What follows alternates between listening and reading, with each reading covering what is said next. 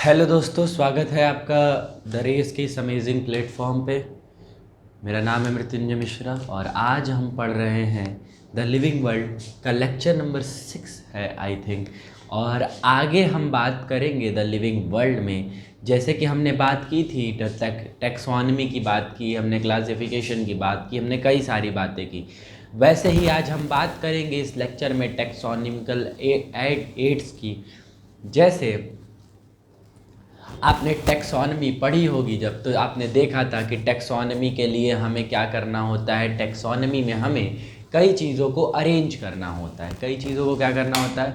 कई चीज़ों को अरेंज करना होता है। जब चीज़ों को हम अरेंज करते हैं तो उसको हम कहते हैं टैक्सोनॉमी।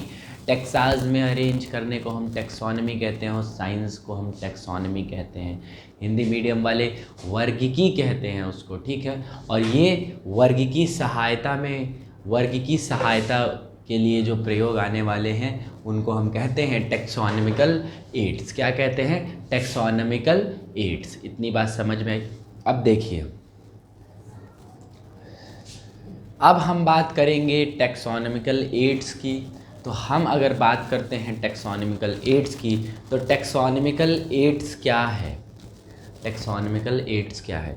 जैसे कि जब हम किसी भी ऑर्गेनिज्म की स्टडी करते हैं तो उस ऑर्गेनिज्म को स्टडी करने के लिए हमें कुछ एड्स की ज़रूरत पड़ती है। जैसे हमने मान लीजिए कि कोई ऑर्गेनिज्म देखा, कोई भी ऑर्गेनिज्म हमने देखा और उस ऑर्गेनिज्म को देखने के बाद हमें पता चला कि ये ऑर्गेनिज्म ये ऐसा है और उसके बारे में हमें नॉलेज चाहिए। तो उसके बारे में जब हमें नॉलेज लेनी होती है तो हम टैक्सोनॉमिकल एड्स का सहारा लेते हैं। टैक्सोनॉमिकल एड्स का सहारा लेते हैं।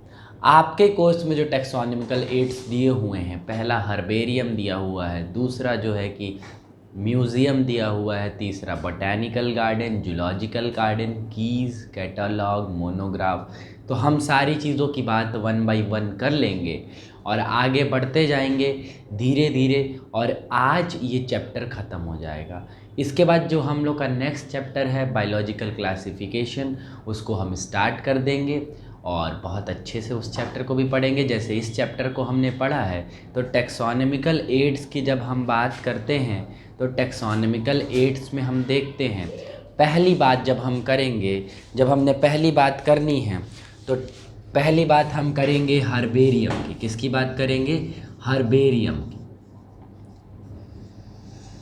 देखिए भाई, टैक्सोनॉमिकल एड्स में हम क्या करते हैं कि स्पेसिमेन को प्रिजर्व करके रखते हैं।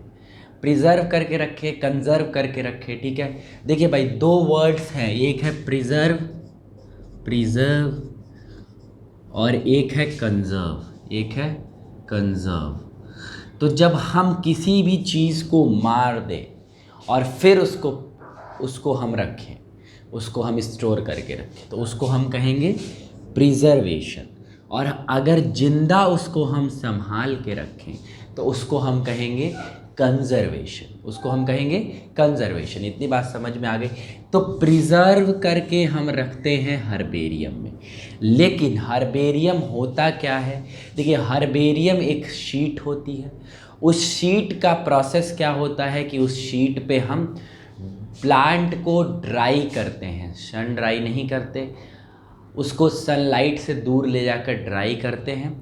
ड्राई करने के बाद उसको एक शीट पर पेस्ट कर देते हैं और उस शीट पर पेस्ट करने के बाद उस पे हम उसका क्लासिफिकेशन लिख देते हैं। उस पे हम उसका क्लासिफिकेशन लिख देते हैं। हम उसका क्लासिफिकेशन जब उस पे लिख देंगे तो हमें पता चलेगा कि क्या, कि मान लीजिए कि ये शीट है, ये हर्बेरियम की शीट है, इस पे हमने रोज़ का पौधा लगाया और रोज़ का पौधा लगा के यहाँ पे उसका क्लासिफिकेशन लिख दिया। तो इस तरह के हम कहते हैं हर्बेरियम। हर्बेरियम को आपकी एनसीईआरटी लिखती है store house of preserve dried specimen plants. ठीक है, इतनी बात समझ में आई? आपकी एनसीईआरटी यही लिखती है कि उस पे हम क्लासिफिकेशन लिखते हैं। राइट साइड के लोअर कॉर्नर पे हम इंफॉर्मेशन लिखते हैं। मान लीजिए ये राइट है तो यहाँ पे उसका क्लासिफिकेशन हम लिख देंगे, तो उसको हम क्या कहेंगे, हर्बेरियम कहेंगे।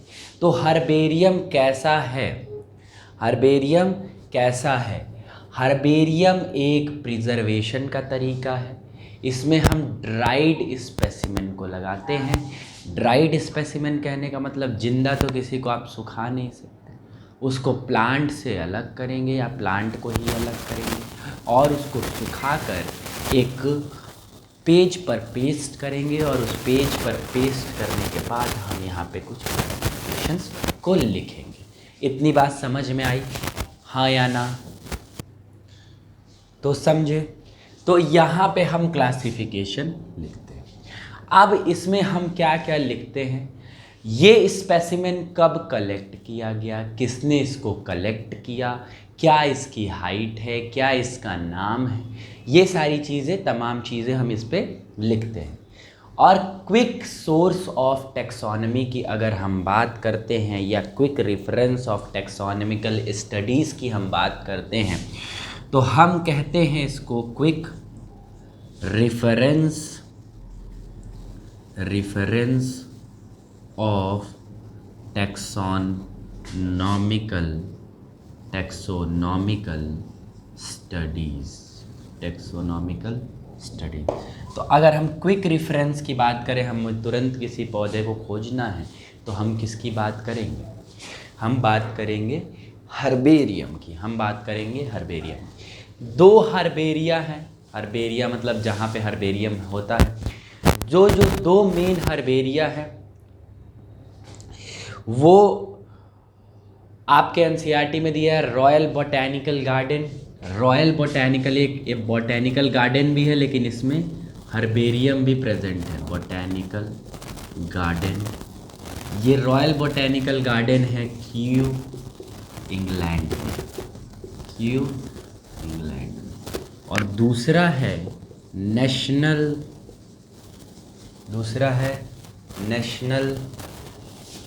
सेंट्रल हर्बेरियम,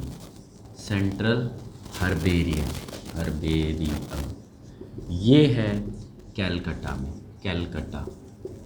ठीक है, तो ये हर्बेरियम की बात थी, नोट करेंगे। हम नेक्स्ट पे पहुंचेंगे जिसको हम बोटैनिकल गार्डन कहते हैं। ठीक है भाई, नोट हो गया होगा।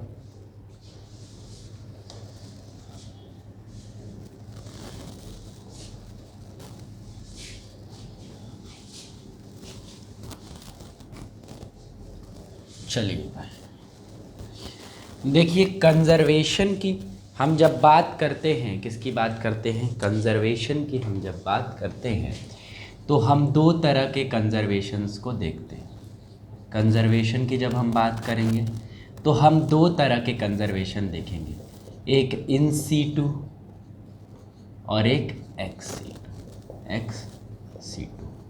तो जो इन सीटू कंजर्वेशन होता है दोस्तों, वो उनके नेचर में ही हम उनको कंजर्व कर दें, उसको हम कहते हैं इन सीटू कंजर्वेशन।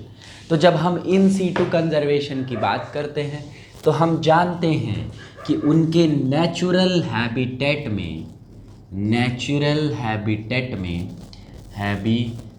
में अगर उनको हम कंजर्व कर दें तो उसको हम कैसा कंजर्वेशन मानते हैं, इन सीटू कंजर्वेशन। अब जैसे नेशनल पार्क एग्जाम्पल है इसका, क्या है, national parks, wild life sanctuaries. ठीक है, और एक्स सीटू जो कंजर्वेशन होता है उनको हम उठा लाएं उनके नेचुरल हैबिटेट से और अपने एक आर्टिफिशियल हैबिटेट बनाने की कोशिश करें उनके नेचुरल हैबिटेट की तरह, उस तरह के कंजर्वेशन को हम कहते हैं एक्स सीटू कंजर्वेशन। ठीक है, आर्टिफिशियल हैबिटेट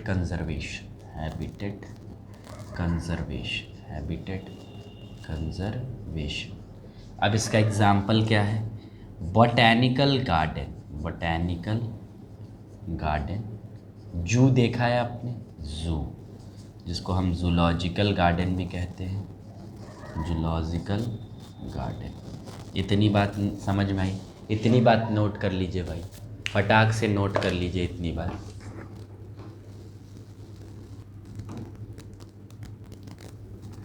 तो नोट हो गया। चलिए, तो अब हम पहली बात करेंगे बॉटेनिकल गार्डन की। किसकी बात करेंगे? बॉटेनिकल गार्डन की। तो आप सबको पता चल गया है कि जो बॉटेनिकल गार्डन है वो क्या है? Botanical garden ex situ conservation है। बॉटेनिकल गार्डन, बॉटेनिकल गार्डन, पहले तो ये जानिए कि बॉटेनिकल गार्डन क्या है। देखिए, एक पीस ऑफ लैंड लिया और उसमें डिफरेंट पार्ट ऑफ वर्ल्ड के डिफरेंट पार्ट से पौधे लाके हम उसमें लगा दिए, और जब हमने पौधे लगा दिए तो उनको कंजर्व कर दिया। उनको क्या कर दिया? कंजर्व कर दिया। और इस तरह के कंजर्वेशन को हम कहते हैं ex situ कंजर्वेशन। और ex situ कंजर्वेशन का एग्जांपल है बॉटेनिकल गार्डन। और इन्होंने क्या किया कि मानिए हमने आम, अगर मान लीजिए नहीं होता है इस हैबिटेट में, हमने लाया आम को, उसको ऐसा हैबिटेट देने की कोशिश की, और क्या किया कि हमने उसको वैसा हैबिटेट दिया और उसका एक लेबलिंग करके और उसको अपने बॉटेनिकल गार्डन में लगा दिया for botanical studies, for botanical studies. तो उसको हमने कह दिया बॉटेनिकल गार्डन।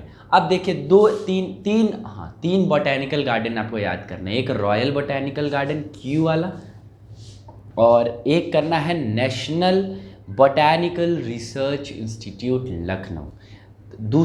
तीसरा है इंडियन बॉटेनिकल गार्डन हावड़ा, और लॉयड बॉटेनिकल गार्डन दार्जिलिंग। ये 4 एग्जाम्पल आपके एनसीईआरटी में बॉटेनिकल गार्डन्स के दिए हुए हैं।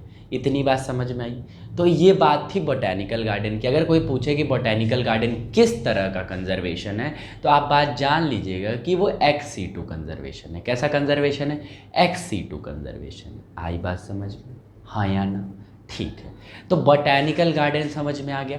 अब हम बात करेंगे म्यूज़ियम की, संग्रहालय की। तो म्यूज़ियम क्या होता है दोस्तों? म्यूज़ियम में लिविंग को तो रखते नहीं हैं। तो जो म्यूज़ियम होता है वो म्यूज़ियम क्या करता है कि जो म्यूज़ियम है वो क्या करता है कि अगर एनिमल है तो उसको क्या करेगा? मार देगा और एक डिब्बे में पैक कर देगा एक सॉल्यूशन में, और उस सॉल्यूशन को हम कहते हैं फॉर्मल्डिहाइड। क्या कहते हैं? फॉर्मल्डिहाइड। फॉर्मल्डिहाइड या फॉर्मलिन कहते होंगे। आपके बायोलॉजी लैब में जो स्पेसिमेंस रखे होंगे वो किस में रखे हैं? वो फॉर्मलिन्स में रखे हैं। किस में रखे हैं? फॉर्मलिन्स में रखें। ऐसे ही प्लांट के साथ भी होता है, और सारे एनिमल्स फॉर्मलिन्स में नहीं रखे जाते, कुछ स्टफ्ड कर दिए जाते हैं। जैसे अगर पिजन है तो पिजन को क्या किया जाएगा? स्टफ़ कर दिया जाएगा। स्टफ़ करने का मतलब क्या है कि उसके अंदर की सारी चीज़ें निकाल के और उसके अंदर कुछ रुई या भूसे टाइप का भर देंगे, तो उसको हम कहते हैं स्टफिंग। आई बात समझ में? तो म्यूज़ियम में ऐसे स्पेसिमेंस रखे जाते हैं। इतनी बात समझ में आई? तो ये प्रिजर्वेशन का तरीका है। आई बात समझ में? तो अगर हम इसकी बात करते हैं म्यूज़ियम की, तो आपको ये जानना होगा कि इसमें ड्राई, किल्ड और प्रिजर्व स्पेसिमेंस रखे जाते हैं। आई बात समझ में? म्यूज़ियम के बाद आपका नेक्स्ट है जूलॉजिकल पार्क। क्या है? Zoological parks. तो जूलॉजिकल पार्क्स की हम बात करते हैं तो मैक्सिमम लोग जूलॉजिकल पार्क गए होंगे। गए हैं भाई जूलॉजिकल पार्क्स? जूलॉजिकल पार्क्स यानी होता है जू यानी चिड़ियाघर। चिड़ियाघर आप गए हैं? चिड़ियाघर में क्या होता है? चिड़ियाघर में हम अलग अलग प्लेसेस से जानवरों को लाते हैं और रख देते हैं उनके नेचुरल हैबिटेट से दूर। तो जब वो नेचुरल हैबिटेट से दूर है तो उसको हम क्या कहेंगे दोस्तों? उसको हम कहेंगे ex situ कंजर्वेशन। कैसा कंजर्वेशन है? ex situ conservation. इतनी बात समझ में आ गई? इतनी बात समझ में आ गई? वहाँ पे आपको बहुत सारे जानवर देखने को मिल जाएंगे। जंगल में शेर पाया जाता है, लेकिन चिड़ियाघर में भी शेर पाया जाता है। मगरमच्छ, सांप, कई सारे स्नेक्स ऐसे देखने को मिल जाएंगे जो बाहर आपको देखने को नहीं मिलते, इतनी बात समझ में आ गई। तो जूलॉजिकल पार्क समझ में आ गया। देखिए नेशनल जूलॉजिकल पार्क है दिल्ली में, जो कि एक बहुत अच्छा जू है, उसमें कई सारे जानवर पाए जाते हैं। आई बात समझ में। देखिए एवरी एक जगह है, एवरी याद रखिएगा, AVAIAR। एवरी एक जगह है जहाँ हम बर्ड्स को रखते हैं, डिफरेंट बर्ड्स को ला के रखते हैं। सरपेंटम एक जगह है जहाँ पे हम स्नेक्स को रखते हैं। किसको रखते हैं? स्नेक्स को। तो ये बात आप याद रखेंगे, स्नेक्स को रखते हैं, और हम इसको और एवरीज में किसको रखते हैं? बर्ड्स को, और सरपेंटम में स्नेक्स को रखते हैं। इतनी बात समझ में आ गई? बोलो हाँ या ना। बिल्कुल सही बात। चलिए, तो ये बात हो गई जूलॉजिकल पार्क्स की। अब हम बात करेंगे कीज़ की। किसकी बात करेंगे? कीज़ की। देखिए भाई, की जो है वो हिंदी मीडियम वाले कुंजी कहते हैं इसको, कुंजी। देखिए की जो है ये बेसिस पे डिफ़ाइन करता है एनिमल्स और प्लांट के डिसिमिलैरिटी और सिमिलैरिटी को। अगर किसी एनिमल की हमको सिमिलैरिटी जाननी है, किसी एनिमल की डिसिमिलैरिटी जाननी है, किसी प्लांट की सिमिलैरिटी जाननी है, किस एनिमल की सिमिलैरिटी जाननी है, तो हम किसका सहारा लेंगे? कीज़ का सहारा लेंगे। किसका सहारा लेंगे? की का सहारा लेंगे। इतनी बात समझ में आ गई। अब देखिए जो नेक्स्ट हम बात करते हैं फ्लोरा, मैनुअल्स, मोनोग्राफ और कैटलॉग्स की। देखिए फ्लोरा क्या होता है, आप बचपन से पढ़ते आ रहे हैं। फ्लोरा क्या होता है? फ्लोरा होता है जो उस एरिया में, उस पर्टिकुलर एरिया में हैबिटेट का डिस्ट्रीब्यूशन है प्लांट्स के, उसको हम क्या कहते हैं? फ्लोरा कहते हैं। मैनुअल का मतलब क्या है कि बुक, ऐसी एक ये बुक है जिसके अंदर सारे प्लांट के इंफॉर्मेशन हैं कि उस पर्टिकुलर एरिया में कौन कौन से प्लांट्स ग्रो कर रहे हैं। आई बात समझ में? मोनोग्राफ का मतलब होता है कि एक टेक्सॉन की पूरी इंफॉर्मेशन जो रखे उसको हम कहते हैं मोनोग्राफ। और कैटालॉग का मतलब आप समझ ही रहे हो, कई सारी चीज़ों का कैटालॉग होता है। जैसे कैटालॉग का मतलब जो अल्फ़ाबेटिकल अरेंजमेंट रखे। तो ये चैप्टर यहाँ पे ख़त्म होता है दोस्तों। अब हम कल नेक्स्ट चैप्टर यानी नेक्स्ट लेक्चर में हम नेक्स्ट चैप्टर स्टार्ट करेंगे जिसका नाम है बायोलॉजिकल क्लासिफिकेशन। ये लेक्चर आई थिंक एक दिन देरी से जाएगा क्योंकि कुछ प्रॉब्लम थी, नेट नहीं, वाईफाई में कुछ प्रॉब्लम हो गई थी, तो ये लेक्चर एक दिन देरी से जाएगा। आप लोग को ये लेक्चर मिल जाएगा टाइम से। आप पढ़ते रहिए, मस्त रहिए, स्वस्थ रहिए। नेक्स्ट क्लास में मिलेंगे और शुरू करेंगे एक नया चैप्टर बहुत अच्छे से, बायोलॉजिकल क्लासिफिकेशन। धन्यवाद दोस्तों।